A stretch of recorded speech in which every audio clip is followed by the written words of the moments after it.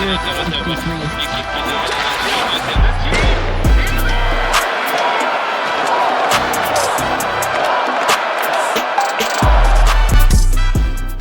there and welcome to the Gazette's Hockey Inside Out show. I'm Stu Cowan of the Gazette and I'm joined by my regular partners here, former Canadiens teammates, 1986 Stanley Cup champs, Chris Nilan and Rick Green.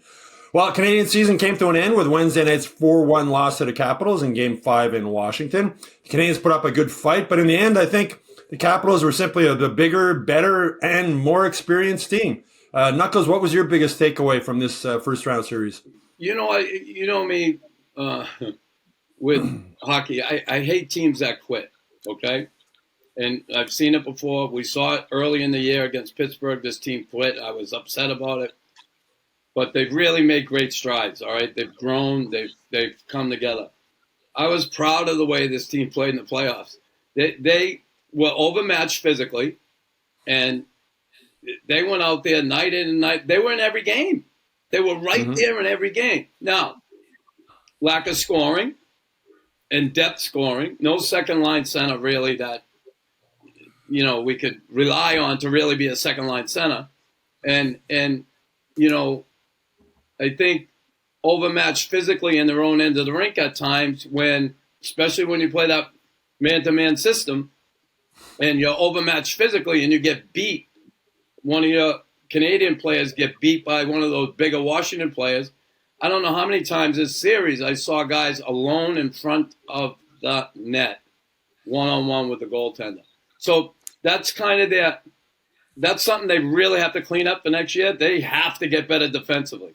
And certainly, hopefully we'll see them get bigger on the back end and also bigger up front. Role players, third, fourth liners, and nothing against the Finns and the boys. They work their butts off, but you need some guys down there with grit, sandpaper, that those role players are big come playoff time, right? They take a lot of the hits. You look at the hits, okay? You look at the hits in that game. You got Nick Suzuki with 5, your top centerman, your captain, and not that he's too good to hit. It's playoff time. But him and Slavkovsky, 7 hits. Good for slap. But, you need those third and fourth line players running guys out of the building too. And if you look at the numbers on those hits, it's maybe 2, 1. So there's so many things have to come together, and they'll get there. Listen, Jeff Gordon and Hughes are not stupid. I'm sure they saw this, and they know what they have to do moving forward. And they have a lot of assets to be able to do it. A lot to be proud of, though, as Knuckles said, right, Rick? I mean, this is a team to be in the mix. They were more than in the mix. And Knuckles, you're right. They gave the Capitals everything they could handle. It did. I mean, they deserve a lot of credit. I mean, looking at this group, the way they perform, they gained a lot of respect throughout the league, showing very well that they could compete with some of the top teams. And if you look over the course of even just the regular season, they had some success, and they went at each and every top team and gave them a hard time. And if you look at this series, they were real close in 4 games, and it could have gone either way. A couple bounces. Thompson made some saves that were unbelievable. It kind of shifted the momentum that Montreal was gaining, and next thing you know, the air started coming out, and that's the way it goes sometimes. But great experience for all these young guys. I think they learned a lot. I think that you couldn't ask for anything more from the group, because they bought in and that they did compete the best they could compete, and They made it tough on Washington, but Washington being a little bit bigger, as Nuck said, mentioned, they had the advantage in some areas of the battles, and they had a couple of guys that were, obviously very effective. This guy named Ovechkin just is an amazing guy that doesn't miss. And unfortunately for the Habs, they had some missed opportunity that could make the difference between them tying or maybe getting up and making it really, really difficult for the Caps to advance to the second round. Well, Knuckles, we saw why the Capitals finished second in the regular season, right? They're a big, strong, experienced, well-coached team. We saw how important size is also when it comes to the playoffs. Was Tom Wilson's hit on Carrier in the third period of Game 4, was that the turning point in the series? Yeah, it was a turning point, but still, even if he didn't make that hit, they're gonna prevail. I thought, just with the intensity, the size. Like I said, when you're outmatched physically, and listen, there's some guys can play that game. Brendan did, Josh Anderson did, Dvorak was in there, Slav was in there, Suzuki. But think about the small defensemen. Honestly, Hudson, I love him to death, but man, he was getting tired at the end there. They were knocking the shit out of him. That takes a lot out of that guy, especially the way he plays the game, right? When you're getting hit all the time, it wears you down. So I think that's a great experience for all of them. But boy, it's difficult. And I just, as much as that was a big hit, yeah, and it put everybody back, but I think sooner or later it was going to happen, even if that hit didn't happen. But you think back to 2021 when we went to the final, Rick, and they had the 4 Clydesdales on defense, right, for the Canadiens, the big boys back there. And what thing really impressed me with Carrier this season, I mean, that was a turning point in the season when they got him. He's not a big guy, but he plays fearless. And that hit that he took from Wilson was one of those things where he had to get the puck over the red line, and he went in and he saw Wilson coming, and the fact he came back and played again next game, I got a lot of respect for this guy. Yeah, and I mean Wilson, he's obviously a big hitter. He's good at it, but he's also a gamer that finds ways to rack up some points and make things happen offensively. So a good guy to have on your team, and I have to tip my hat to Carrier. This guy, since he arrived, has been so steady and such an honest, hardworking guy. He seems he doesn't draw a lot of attention, but he's really, really effective. And what a great addition for him to be part of that group back there, because he did really, really well. And I was concerned that that hit would have taken him out, but the type of character that he is, he wanted to be part of it right to the end, and he showed up and played really well. And wow, great, hats off to him. Great player, great addition. Knuckles, after that hit, Josh Anderson skated up to Wilson, and I think he challenged him to go. And after that game, Wilson said, at the end of my shift, I was tired. And he said, and I spoke with my coaches about how important it was for me to stay on the ice and not end up in the box for 10, 12 minutes or whatever. What was your reaction when you saw that? Yeah, I don't like it. I think it's chicken shit. And listen, I know Wilson's a tough kid and he'll fight and all that, but I saw him when he got, and listen, guys who make it that way, and he fought in junior, he was tough. You make it that way, you have a reputation, right? And now you score some goals, and that's great. That's great. You're a hockey player. I get it.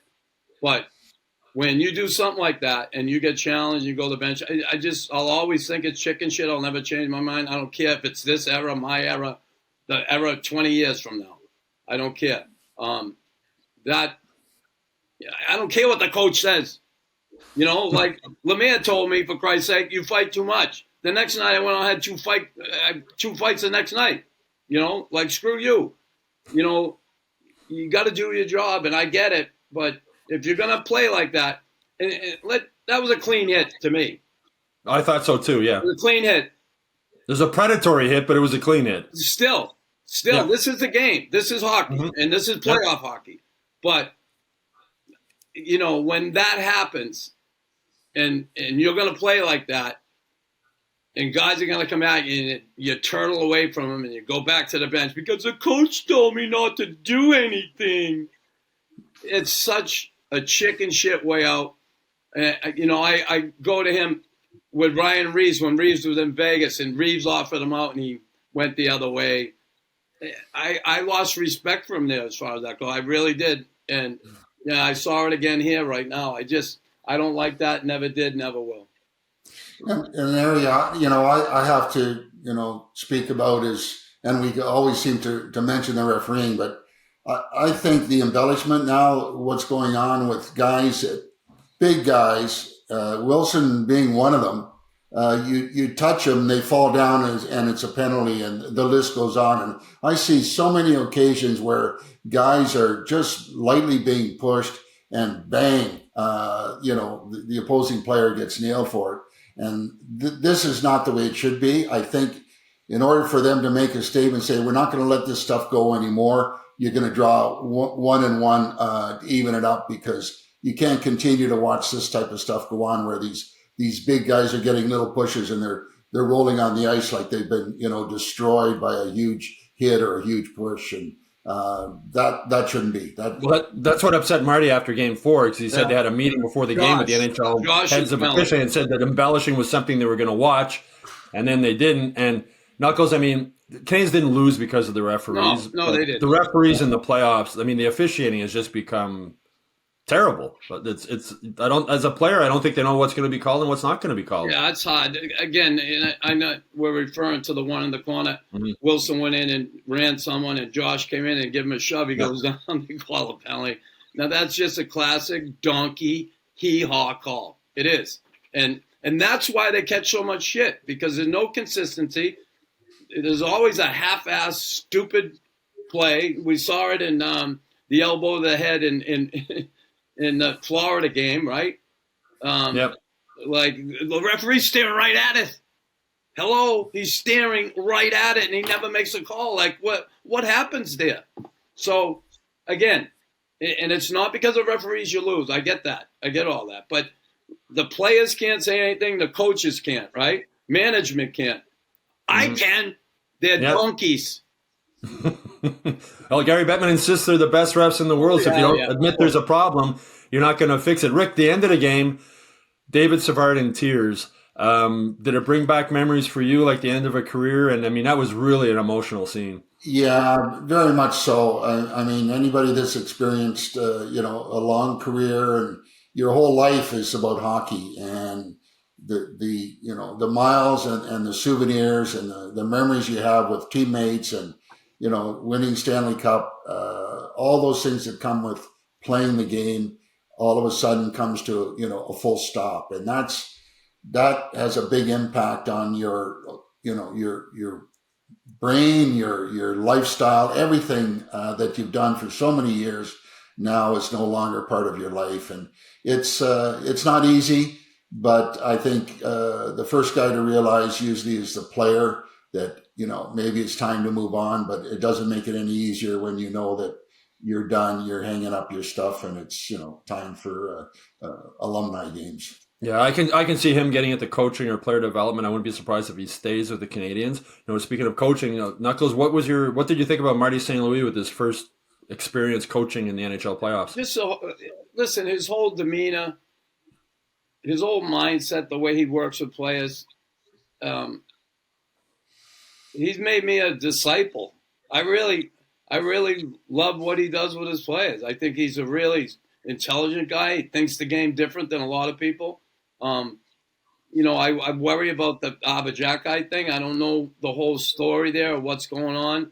I know Abba has struggled at times, but man, this is a guy you don't want to lose. This is a guy that you need.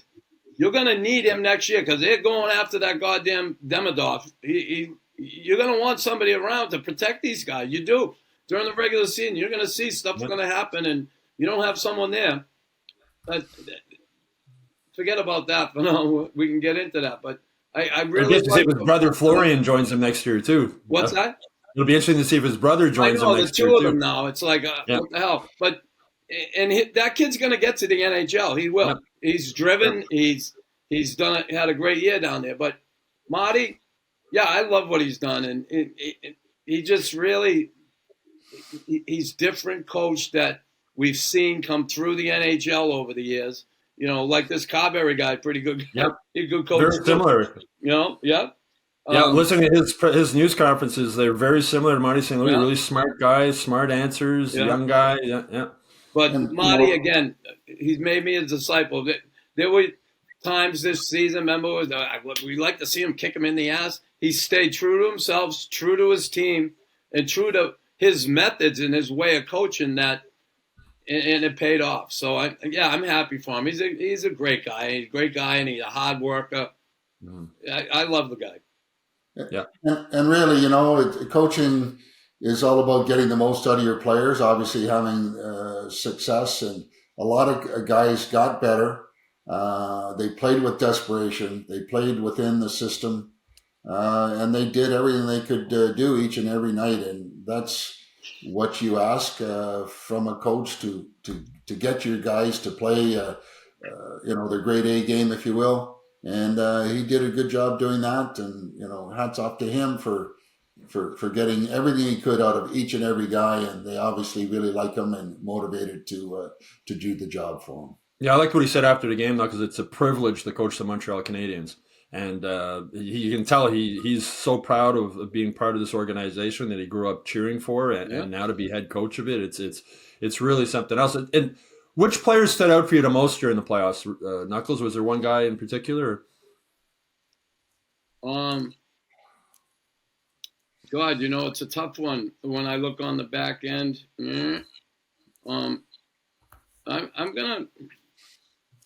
I gotta go with Josh, because